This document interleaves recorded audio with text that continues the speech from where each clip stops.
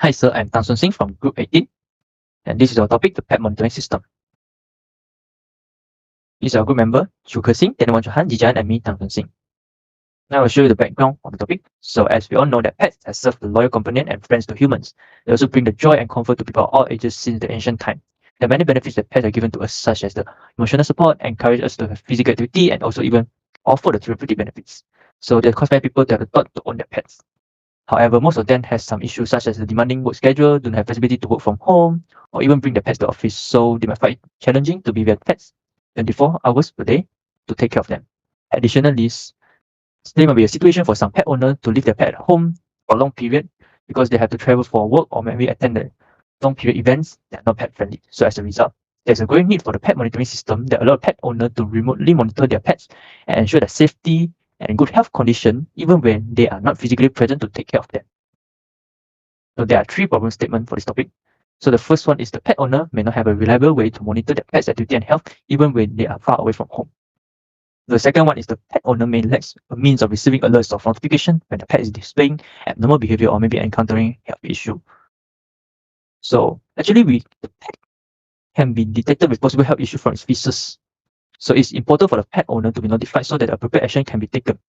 However, some of the pet owner maybe lack of the knowledge to take care of the pets. And some of the current pet monitoring system do not provide an effective way for the pet owner to receive alerts or notification when their pet is showing them the unusual behavior. So this can result in delays in identifying and addressing the potential health or behavioral issues, and which can be harmful to the pet's well-being. So a good pet monitoring system that includes the real-time alerts and notification will provide pet owner with greater peace of mind and also help them to respond quickly to any issue that may arise. Such alerts could be sent via the mobile application, text messages, or even emails depending on the pet's owner preference. You can choose what they like.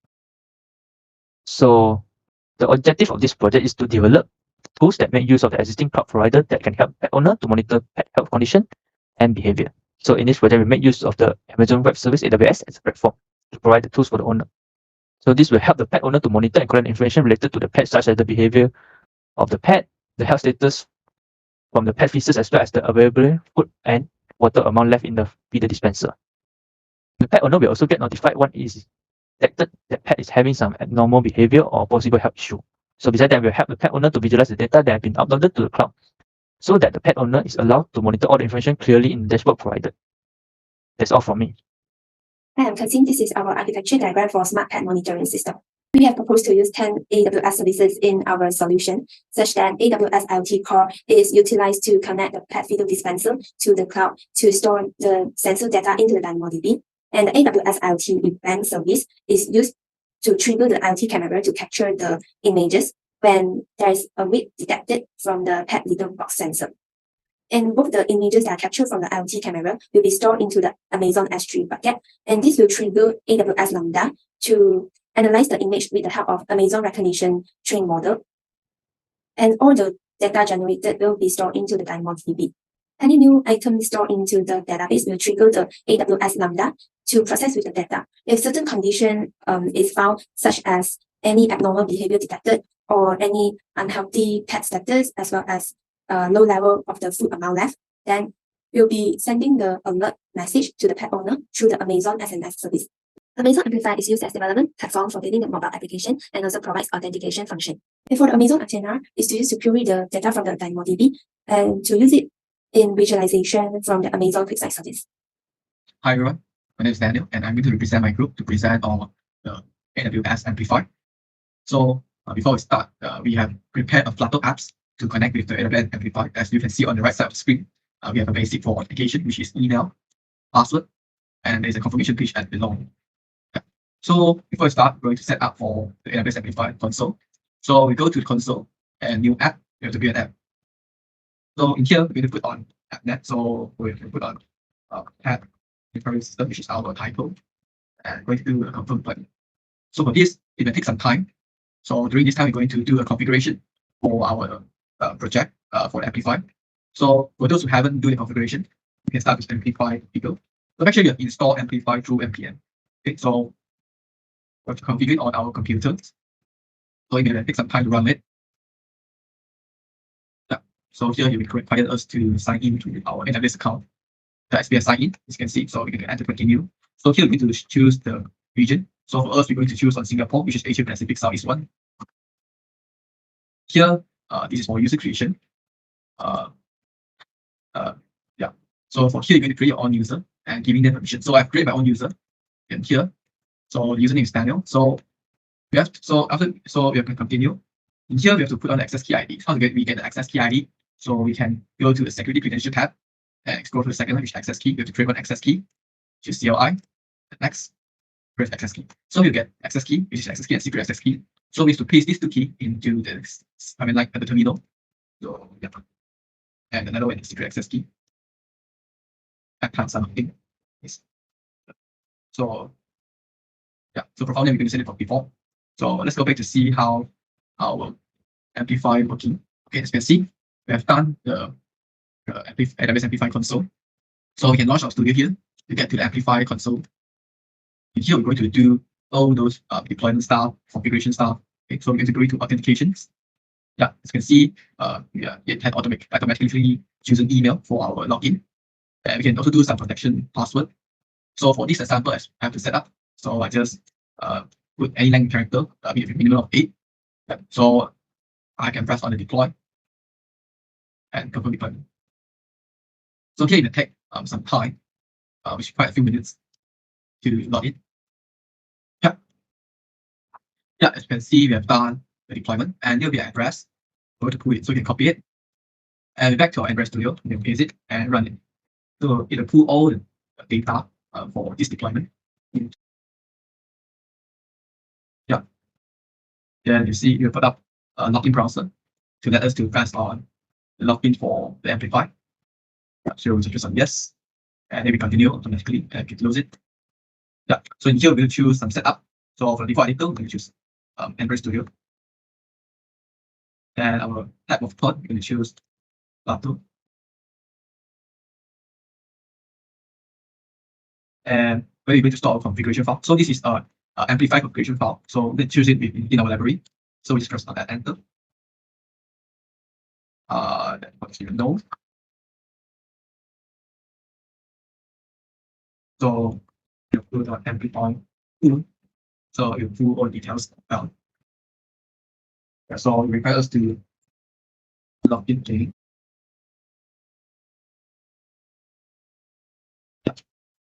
So once we're done, you can see the Amplify and is Admin system, which is the Amplify that we created just now. And we can see there's a new tool file. Okay, press it, you can see some configuration for our Amplify. So now we're going to start on our apps, and we'll run on it and the test in it.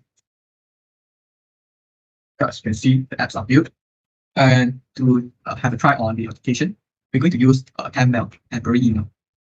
So this is an other website. Okay, so we're going to use on the email given E4655. So as the password we have configured, we can put any random 8 character. So I'm going to do 1, and we press on the register. Yeah, as you can see, we have a register success. So we have to wait a while. We have to do a refresh on the temp email. As you can see, we get a verification code. So we can go to the confirmation page and we key in the email just now. And then authentication is 401081. So we check. Yes, imagine that we are correct. And we can do our login. So we can log in back. So we use an email and password. And press the login. Yeah, as you can see, we have login successful. That's all for setup for the Amplify. Thank you.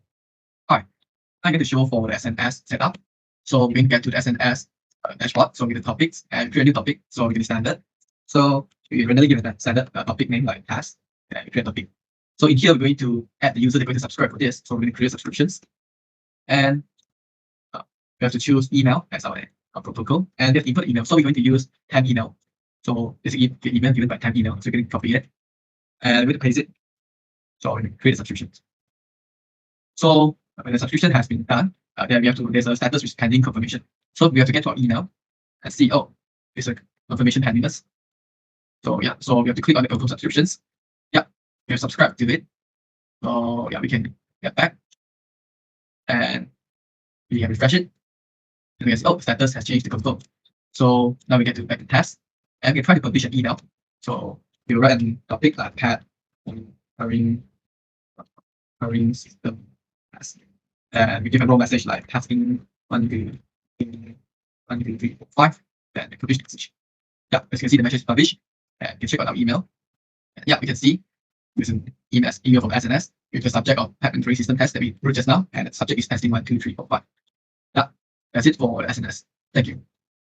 Now I'm going to demo how to generate the random data by using NotRate. First, you need to open the command prompt and type the NotRate command. After that, you need to copy this URL link and then paste it to the code. First, let me show how to generate the random data for food dispenser sensor, and then we need to link them together. After that, we need to configure the timestamp first. Change the topic to the timestamp data type, and then change the repeat to interval for every 30 seconds, and then click done. For the function now, we need to enter the code to generate the data that we want for the food dispenser sensor. Now I'm going to paste the code. This code will generate the ID, date time, and the food amount. For the MQTT, we need to select Add New MQTT Broker, and then click the topic and then click this Server Edit button. For this server name, we need to copy the endpoint from the IoT core. We need to click this setting and then copy this endpoint and then paste it here. Then we need to change this to 8883. And then we need to click this use TLS and then click on this edit button. Next, we need to upload the certificate, private key, and the CS certificate. So now we are complete for the configuration. We need to click on deploy and then we need to subscribe the topic. The topic name must send with the MQTT topic name. After that, we need to click on the inject button here and then it will show the data. Now I'm going to show how to store the data from the NotRate to the DynamoDB.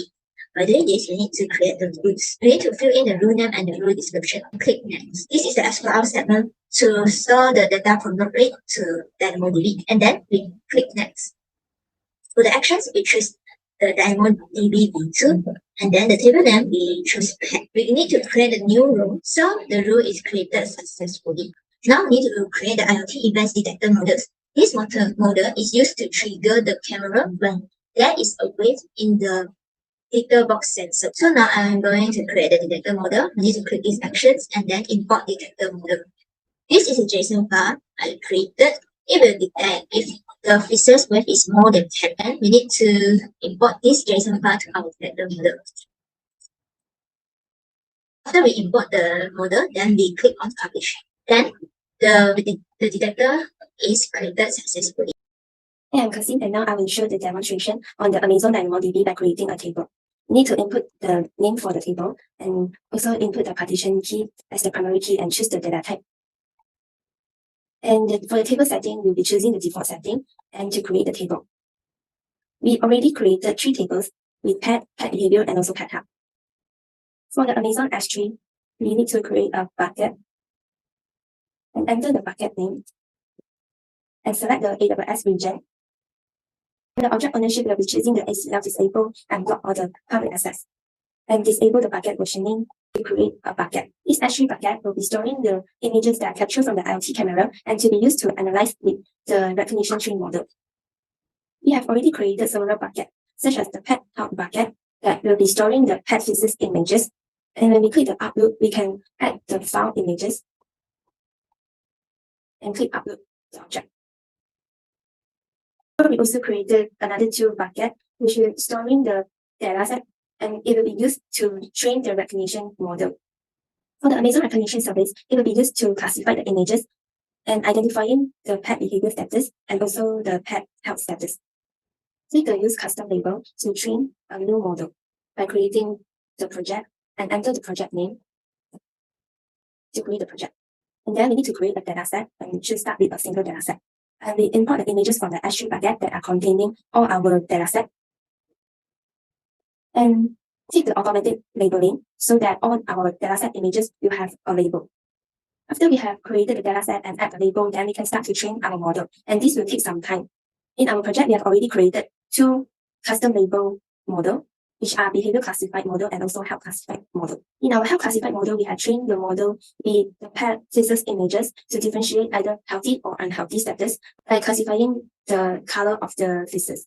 This model to start the model, and this will take some time to get our model running. Our health classified model is successfully run and it's ready to be used now.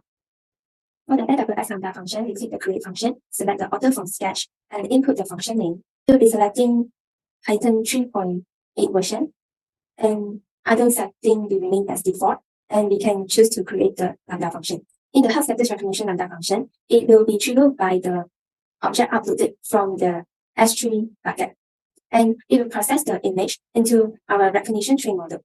And the output generated will then be stored into our DynamoDB table. Before that, we need to go to the IAM rows to assign the permission in the Lambda function to allow some action to be performed.